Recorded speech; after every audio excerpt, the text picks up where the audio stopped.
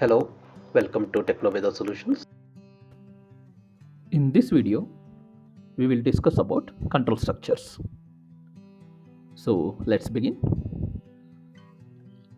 Well, so control structures in a header files. We'll discuss the control structures used in the header files as well as the user files. So usually the header files control structure is rarely discussed. So I thought those who are seriously doing programming, they should know how to write their own header files and how to read the header files and what all header file control structures are used. So I'm making this video for those who are really interested in programming. Well, the first one is hash if def. So that is if defined. Checks if definition is already defined in the project. So if it is defined, then what to do? If not defined, what to do? That we can write the code.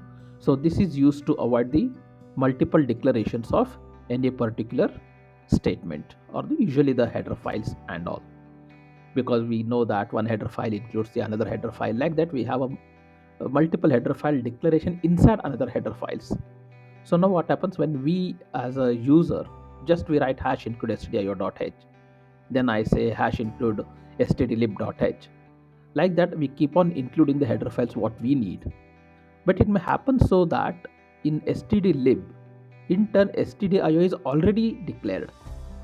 So what happens? Compiler will give us a multiple declarations error. That is multiple declaration of a header files. To avoid such things, whenever we write a header file, we use a conditional inclusion or exclusion. For that, we'll be using these if and else conditions. So here you can see an example how it works.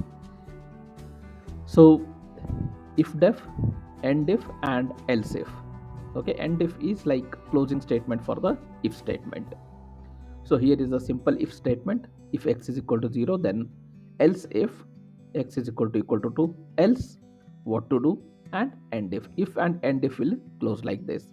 So except this pre-processing indicator, that is hash symbol, rest all operations are same. But the thing is the keywords what used, else if is written as elif. Like that, we should need to understand that. And end if which is not there in our normal control structures. Okay, so we in the normal structure uses braces to define the block of the code, but here the block is defined using if and end if statements that defines the block of the code. Then here you can see another example which is directly taken from the header file. If not defined, if end if is if not defined null, if defined underscore underscore c plus plus. We'll see underscore underscore what these type of variables are. Already in the variables I give a brief idea about that. So user defined variable will be starting with the alphabet, and usually the compiler or a standard library based variables will have a single underscore at the beginning, and system variables will have a double underscore at the beginning. So that is how we usually write the variables. So if defined, this c++, and again after that we are checking if not defined win64, then define null equal to null as 0, else define null as 0 ll, that is long. Okay, then end if. Like that, we can use these pre-processing conditional executions for inclusion and exclusion or definition of a certain macros. These we call as the macros or the statements. Okay, then in the next slide we see that another example of if and def. So if not defined, then define. This is one thing. If a particular this is a file pointer actually, position pointer for the file operations. When we go to a file operation, we'll discuss that in detail. If not defined, then it is defined here, because again as I said, to avoid the multiple declaration of any particular variable or the file. Then we have another important statement which is undef. If we have already defined something and we want to remove that, instead of deleting that particular thing, we use a undef.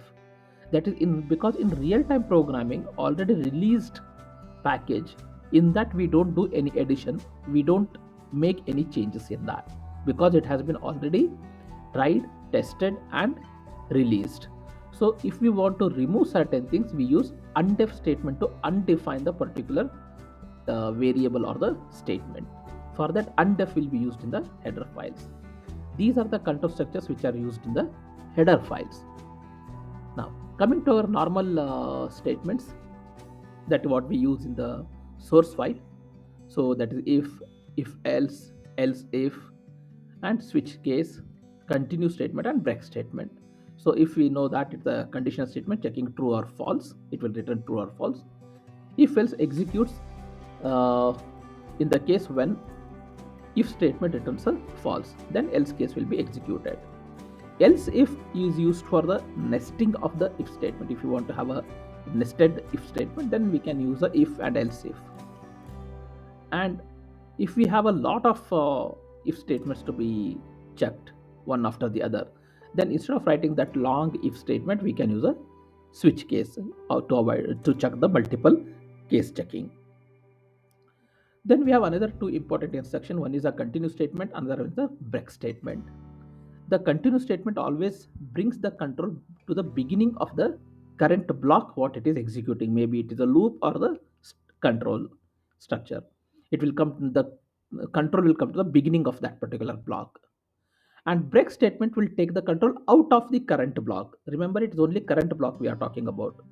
There is another statement called exit, which I will be discussing later, that will take directly out of for the termination. But this break statement will take only one block outside the current block. Then this is a normal if condition, how it is represented in the flow diagram. So we have a condition checking start and condition checking. If true, we are doing some operation. If false, we are doing some other operation. That is a standard if condition. If else condition, this is an example shown here. If condition checks for the condition. If it is true, this will be executed. If this condition returns false, else statement will be executed. Then we have another important thing, that is a switch statement. So switch case statement uses selection mechanism to pass the control. We have a different cases. Depending on the switch case what we get, a particular case statement is or case block will be executed. This is used to avoid long if else statements for multiple comparisons, and it also allows us the multi-way branching. So this is also called a multi-way branch statement.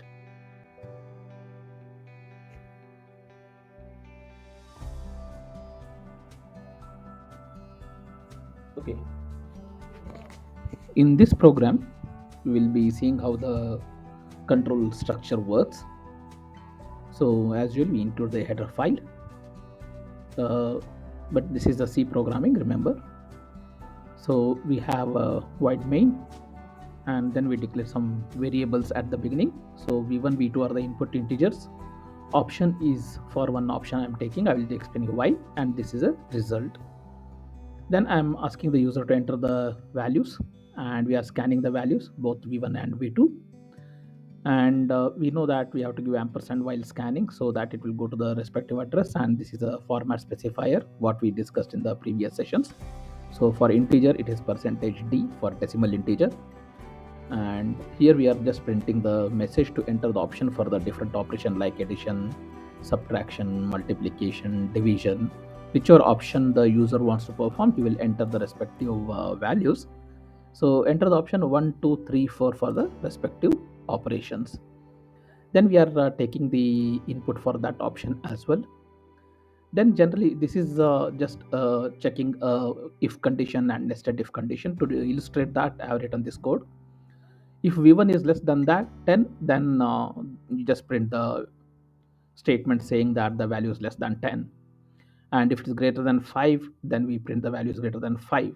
That means we are checking the whether the value entered for the v1 is between 5 to 10. Like this we can check the range of the values, in which range we want to capture the value. Like that we can capture the value within a higher and lower limits. Then we have a else if. We can see this if is having a else if here. And under the else if I'm checking the v1 is greater than 10, then v1 is greater than beyond the range. If it's greater than 10, we are entering it as a beyond the range. If it's less than 10, we are checking if it's greater than 5. If it's more than 10, we are directly coming here and we are just printing that v1 is beyond the range. So this is how if, nested if, and else if are used. And also we can just else if we don't want to use, just you can use a else also, and you can do the operation what is required. Say for example, I just don't want to check any of these condition, just I will just say else printf v1 is beyond the range. That also can be done. Like that we can do the if and else if condition. Always remember if will return true or false as a result. Then coming to a switch statement, here we have a switch keyword. This is the option what we capture from the user. Then based on the user what he has entered, which option the user has selected, a respective case will be executed. Now you can see here case 1, 2, 3, 4, like that we have taken a different cases. Now remember, we can take a character, we can take a integer, we can take that, like that we can take a variables as a switch operator. So if we take a character, then we will be checking for the ASCII value of the character here. So switch will always work with the integer. Then it will go to if it is a option entered by the user is 1, then it will perform the addition operation, and then it will break the statement. And we know that break will bring it out of the switch loop. So we have a inside the switch condition we are inside, so it will come out of that block, and it will continue to execute and print the result. So for every case statement we have a break statement with that. And if we write a continue, it will come to the beginning of the loop. Continue will bring the control beginning to the loop, that is to the switch, beginning to the control block or loop. So switch and break will work with loops as well as control blocks. Basically it will bring the control out of current block. Then we have 4 cases written here: case 1, case 2, case 3, and case 4 for different operations. We can write any number of cases depending on what operation we want to perform. Here just to illustrate, I have taken 4 options. Then we have one default. If user enters anything other than these options, these are the valid options 1, 2, 3, 4. If user enters anything, it will just say default and it will break and print the result. By default, if nothing is entered, then result will be as it is. There is no result will be in the garbage because it is a just defined, it's not initialized. So it will print a garbage value if user does not enter the correct option. Now let's execute and check the code. Okay, now let's compile the code. So it's asking for the input. Let's enter 5 and 10. It's asking for which option to be required. We need one option to enter, that's required. So I will enter 3 as an option, that is the multiplication. And now we can see that we'll get the result of that. Result is 50. The values entered are 5 and 10. 10 into 5 will be 50. Like that we know that now the case 3 is executed. Similarly, depending on what case we give, that case will be executed accordingly. Okay, so I hope you understood how the control structure works. Okay, that's it in this video. Please like the video, subscribe to the channel, and share the video. You will get a lot of information in this channel. So please subscribe the channel and share with your friends. Thank you. Have a good day.